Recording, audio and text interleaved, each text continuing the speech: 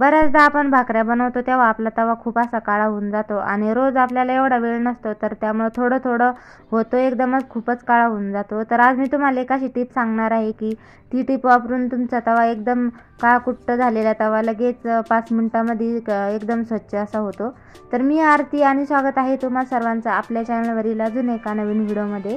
तर सगळ्यात अगोदर काय करायचं आहे, आपल्याला गॅस पेटवून त्यावर तवा ठेवून घ्यायचा आहे. तवा नॉर्मल गरम झाला की त्यावर आपल्याला एक शॅम्पूची पुडी आहे तर ती आपल्याला टाकून घ्यायची आहे. तर आपण कुठली पण टाकू शकतो, जे केसांना यूज करतो ती.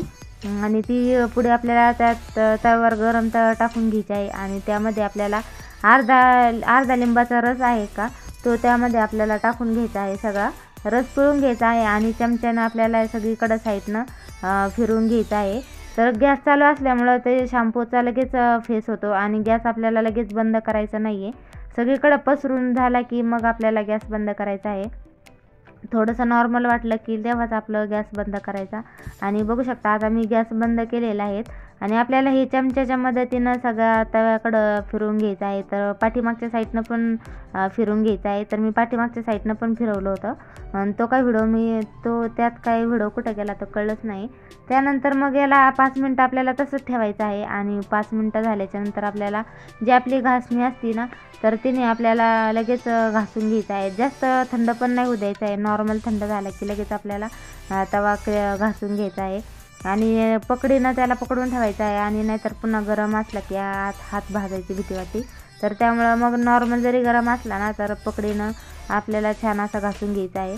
तर बऱ्याचदा काय होतं, आपण भाकरी केल्या की आपल्या तव्याला खूप असा काळा होतो आणि डाग पण पडतात. चपात्या बनवल्या की अजिबात जास्त खराब होत नाही, पण भाकऱ्या केल्या की खूप असा तवा खराब होतो आणि आपल्याला जास्त काही वेळ पण नसतो.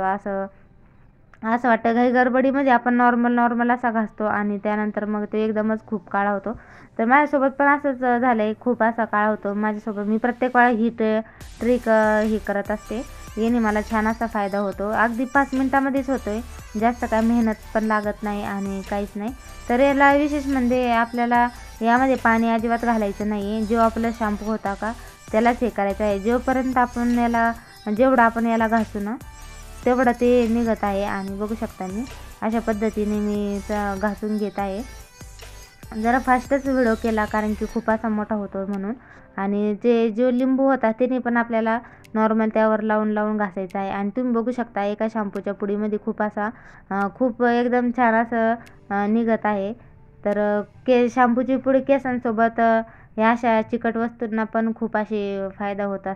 तर बघू शकता एकदम मी फास्ट घासत आहे. थोडंसं लागतं 2-3 मिनटं घासायला, हात दुखून जातो. तर त्यामुळं पण मग एवढं काय जास्त त्रास होत नाही, एकदम 5 मिनटामध्ये निघून जातो. 5 मिनटं आपल्याला सारखं घासत राहायचं आहे.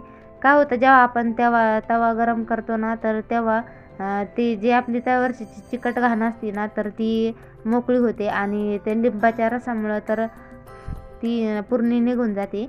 आणि जेव्हा आपला तवा भिजलेला असतो ना तर तेव्हा आपल्याला घासायला एकदम सोपं असं होतं आणि लगेच निघतो. जास्त काही वेळ लागतच नाही, अजिबातच जास्त कष्ट लागत नाही, लगेच निघतो. आणि जे काळे डाग आहेत तर ते अशा तुम्ही चमच्याच्या मदतीनं किंवा चाकूच्या मदतीनं थोडेसे असे खरडून घ्यायचे आहे. जास्त पण काही खरडायचं नाही आहे, थोडंसं नॉर्मलच असं खरडून घ्यायचं आहे. आणि बघू शकता किती एकदम छान असा आपला तवा इथं क्लीन होत आहे. तर तुम्हाला इथं दिसत असेल मी पाण्याचा बिलकुल पण वापर करत नाही. थोडंसं सुकं झालेलं आहे पण तरी पण त्यांनीच आपल्याला हे करायचं आहे. आणि विशेष म्हणजे हातामध्ये काहीतरी घालायचं आहे कारण की याने हात ना थोडेसे खराब होतात, म्हणजे खूपच काळे होतात हात. तर त्यामुळं मग इथं आपल्याला हे पण घालून घ्यायचं आहे.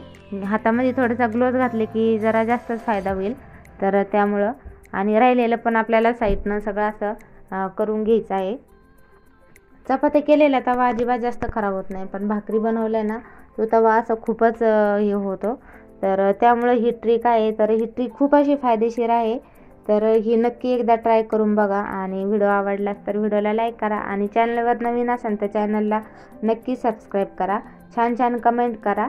आणि बघू शकता तुम्ही किती छान असा माझा तवा क्लीन झालेला आहे. आणि मी एकही पाण्याचा थेंबाचा वापर केलेला नाही आहे.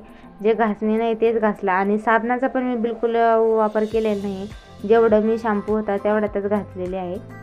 आणि तुम्ही बघू शकता किती छान एकदम तवा क्लीन झालेला आहे. थोडेसे नॉर्मल डाग आहेत कारण की ते जळलेले असतात आणि तुम्ही बिफोर आफ्टर बघू शकता किती एकदम आपला तवा क्लीन झालेला आहे.